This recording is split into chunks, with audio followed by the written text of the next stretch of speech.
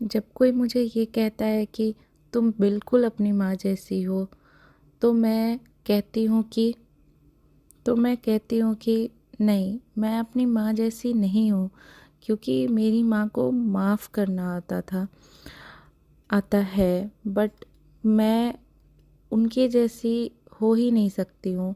मेरे अंदर है कि मैं माफ़ ही नहीं कर पाती हूँ जल्दी किसी को। अगर कोई मेरे साथ कुछ बुरा किया है तो मैं उसको माफ़ नहीं करती हूँ। मेरी माँ को माफ़ करना आता था। वो अपने दुश्मनों को भी माफ़ कर देती थी, और मेरे से ऐसा नहीं होता। अगर मुझे पता है कि मेरे खिलाफ़ कोई टीम बिल्डअप करके मेरे से नफ़रत कर रहा है या मेरे बारे में बैक बिचिंग करते हैं, तो मेरे से नहीं होता उनको माफ़ करना या उनके बारे में फिर डिस्कशन करना या उनको इंक्लूड करना आगे चल के कि शायद वो सुधर गए होंगे और अपनी लाइफ में रखना। ये मेरे लिए संभव नहीं है। और मेरी माँ जो थी हैं, वो ऐसी हैं कि उनके सामने कोई उनके खिलाफ़ काम किया हो, उनके साथ गलत किया हो, वो उनको भी माफ़ कर देती है, उनको भी गले लगा लेती है। वो मेरे से नहीं होता ना, मुझ में इतना हिम्मत नहीं है। मैं लोगों को माफ़ नहीं कर सकती जो मेरे बारे में अच्छा नहीं बोलते, अच्छा नहीं सोचते, तो मेरे से नहीं होगा। मैं तो उनको भी माफ़ नहीं कर सकती जो मेरी माँ की ज़िंदगी में गलत किया है और मेरी माँ को रुलाया है। मैं उनको आज तक नहीं माफ़ कर पाई और ना कर पाऊँगी। और भगवान के लिए मैं उनको माफ़ कर भी दूँ तो मैं वैसे इंसान को दोबारा मुँह ही नहीं लगाती जो मुझे जानते हैं फिर भी हेटर्स की एक पार्टी बना के मेरे बारे में बुरा भला बोले।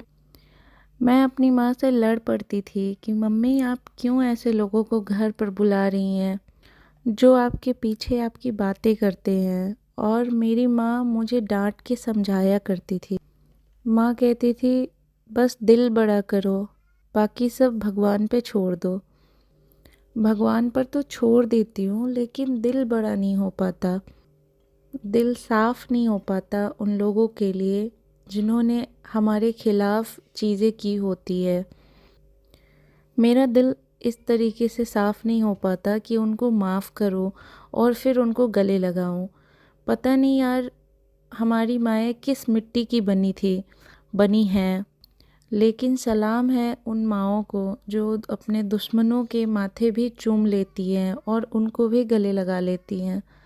सच में अब लगता नहीं है कि आज के समय में ऐसी माएँ और आ सकती हैं या हम बन सकते हैं अपनी माँओं जैसे।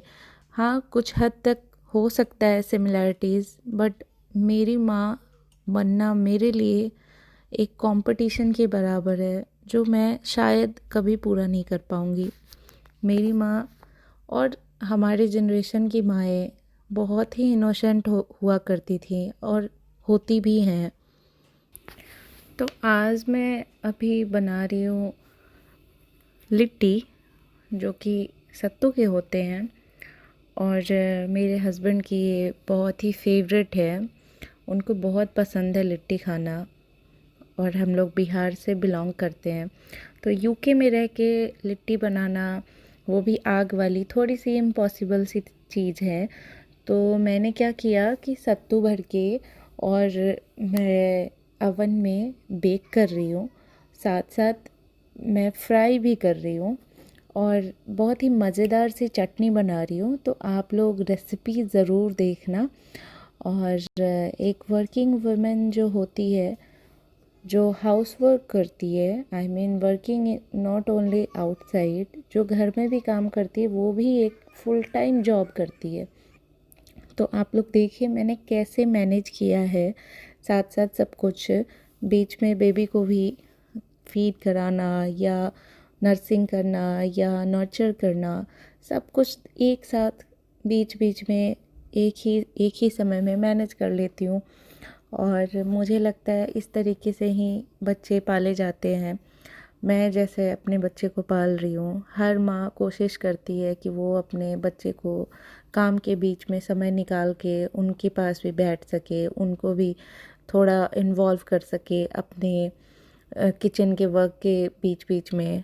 तो मैं भी वैसे ही कोशिश करती हूँ कि मैं अपने बच्चे का भी ख्याल रखूँ और पति का भी रखूँ, घर का भी रखूँ, किचन का भी रखूँ। खासकर किचन, मुझे गंदे किचन में बिल्कुल सांस नहीं लिया जाता। मेरे को लगता है कि भाई जल्दी साफ़ करो अगर किचन फैला हुआ है तो। और शायद ही कभी कभी मेरा किचन फैला हुआ रहता है, आई मीन जब मेरी तबीयत ठीक नहीं होती तो। लेकिन मैं कोशिश करती हूँ कि जल्दी जल्दी सब कुछ क्लीनिंग हो जाए। और मेरा एक हैबिट है जो मेरी माँ से सिमिलर है कि मैं ना खाने के साथ साथ मतलब प्रिपरेशन के साथ साथ मेरा है कि जो भी मैं कटिंग चॉपिंग जो भी करूँगी हैंड टू हैंड मैं सफाई भी करती रहती हूँ। मेरा ये नहीं है कि मैं सारा खाना प्रिपेयर कर लूँ या सारी चॉपिंग प्रिपेयर कर लूँ उसके बाद सारे कचरे को फेंकूँ। नहीं, मैं साथ साथ ही करती रहती हूँ। अगर मैंने आलू छीली तो आलू के छिलके साथ साथ मैं हटा दूँगी। अगर मैं गोभी काट रही हूँ तो गोभी के डंठल वगैरह सब साथ साथ ही हटा दूँगी। ये मेरी मम्मी से मेरे अंदर आया हुआ है। जैसे मैंने अपने घर में देखा है मम्मी को काम करते हुए, मैं उसी तरीके से काम करती हूँ किचन में। हाँ, थोड़ा सा मेरी मम्मी भी कहती है कि मैं बहुत ही फास्टली सारी चीज़ें कर लेती हूँ। तो वो एक तरीके से आप कह सकते हो कि वो मेरा टैलेंट है जो मेरा खुद का है। तो वैसे और भी लड़कियां और भी लेडीज़ करती होंगी मेरे जैसे काम। बट क्या है ना कि आप जब अकेले होते हो तो सारी चीज़ें आपको खुद ही मैनेज करना होता है। तो इंसान, और वो भी जब उसके पास एक छोटा बच्चा हो तो वो भी कोशिश करता है कि जल्दी जल्दी बड़ा ही अच्छे से सब कुछ मैनेज हो जाए। तो आज मेरे किचन में बन रहा है लिट्टी और टमाटर की चटनी, जो मीठी चटनी होती है। मेरे हस्बैंड को मीठी चटनी बहुत पसंद है, ये गुड़ वाली। और इसमें मैं एक ट्विस्ट एंड टर्न के साथ मैं बनाऊंगी, क्योंकि बहुत से लोग ऐसे बनाते हैं चटनी जो मीठी बना लेते हैं, सिंपल नमक वगैरह हल्की सी डाल के, चीनी डाल के या गुड़ डाल के। मैं डालूंगी गुड़ भी और साथ साथ खजूर भी। और मेरे हस्बैंड का तबीयत ठीक नहीं है तो मैं बीच में उनके लिए मैं बना रही हूँ काढ़ा, जो कि उनको देना पड़ेगा। काढ़ा एक्चुअली काढ़ा नहीं है, हम लोग इसको कावा बोलते हैं। तो मैं उनके लिए कावा बना रही हूँ। और देख लीजिए साथ साथ मैंने क्या क्या डाला है।